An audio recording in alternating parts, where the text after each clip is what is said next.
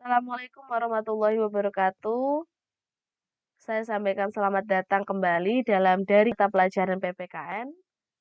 Nah, pada video kali ini saya mewakili MGMP PPKN SMK Tunas Harapan Pati untuk menyampaikan materi Panitia 9.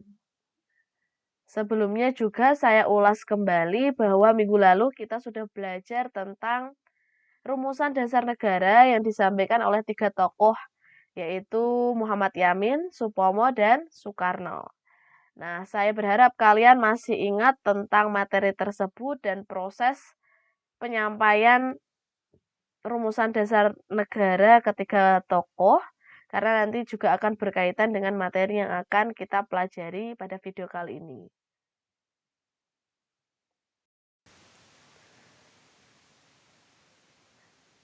Oke, seusai sidang BPUPK, sejumlah anggota BPUPK mengadakan pertemuan untuk membicarakan langkah berikutnya. Yang dimaksud langkah berikutnya adalah langkah untuk mempersiapkan kemerdekaan Indonesia. Nah, kemudian dibentuklah dua panitia kecil, yaitu Panitia 8 dan Panitia 9. Mungkin yang lebih tidak asing dalam pendengaran atau ingatan kita yaitu yang Panitia 9. Oleh karena itu, kita akan cari tahu apa sih Panitia 8 itu dan menambah wawasan kita terkait Panitia 9. Nah, ini merupakan keanggotaan dari Panitia 8 dan Panitia 9. Dari dua keanggotaan ini ada 5 tokoh yang merangkap jabatan atau merangkap keanggotaan dari Panitia 8 dan Panitia 9. Yang pertama, Panitia 8 ini berhasil membuat 9 pokok pikiran. Coba kalian bisa membaca terlebih dahulu, ada 9 pokok pikiran yang terdapat di dalam slide. Di antaranya usulan meminta Indonesia merdeka selekas-lekasnya, usulan yang meminta mengenai dasar negara, usulan yang meminta mengenai soal unikasi atau federasi, usulan yang meminta mengenai bentuk negara dan kepala negara, usulan yang meminta mengenai warga negara, kemudian usulan yang meminta mengenai daerah, usulan yang meminta mengenai agama dan negara, usulan yang meminta mengenai pembelaan, dan usulan yang meminta mengenai keuangan.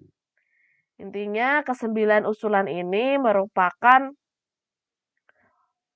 usulan-usulan yang bertujuan untuk mempersiapkan kemerdekaan Indonesia, terutama syarat-syarat menjadi sebuah negara. Nah, itu kan syarat menjadi sebuah negara ada 2 ya, dari de facto dan de jure atau de jure. Kalau de facto itu dari secara fakta, yaitu adanya rakyat, adanya wilayah, dan adanya pemerintah yang berdaulat. Kemudian kalau de jure yaitu adanya pengakuan secara hukum atau pengakuan dari negara lain. Nah, harapannya dari Panitia 8 ini segera untuk mempersiapkan itu, syarat-syarat itu ya.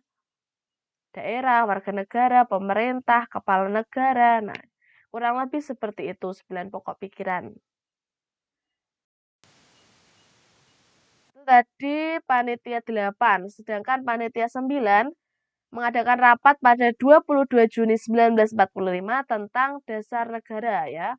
Lebih fokus pada dasar negara. Nah, pada saat diskusi berlangsung itu membahas bagaimana relasi agama dan negara. Jadi ada pro dan kontra terkait relasi agama dan negara. Di satu sisi ada yang menghendaki bahwa dasar negara Indonesia harus berlandaskan Islam karena mayoritas warganya beragama Muslim atau beragama Islam atau seorang Muslim. Sedangkan ada juga yang kontra, menolak menjadikan negara Indonesia adalah menggunakan dasar negara yang berlandaskan agama. Bahkan Mohatta, Supomo, Yer Soekarno itu mengusulkan pemisahan antara agama dan negara. Perbedaannya yaitu ada pada sila 1. Ketuhanan dengan kewajiban menjalankan syariat Islam bagi pemeluk-pemeluknya.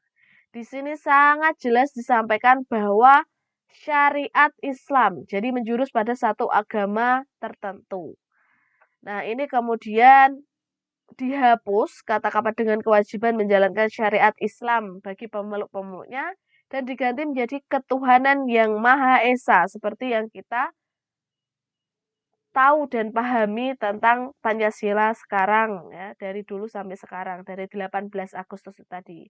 Sudah dihapus pada 18 Agustus dan ditetapkan menjadi Pancasila. Pancasila ini merupakan nama yang diberi dari Soekarno ya. Nah, kenapa dihapus? Karena ada sejumlah pihak yang keberatan dengan adanya 7 kata tersebut.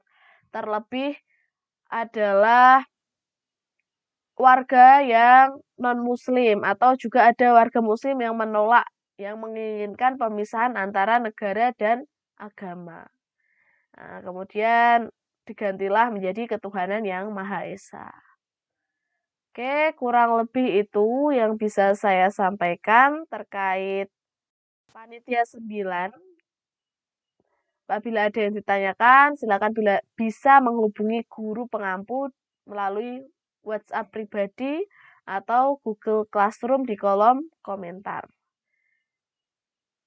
Sekian dari saya, kurang lebihnya mohon maaf. Wassalamualaikum warahmatullahi wabarakatuh.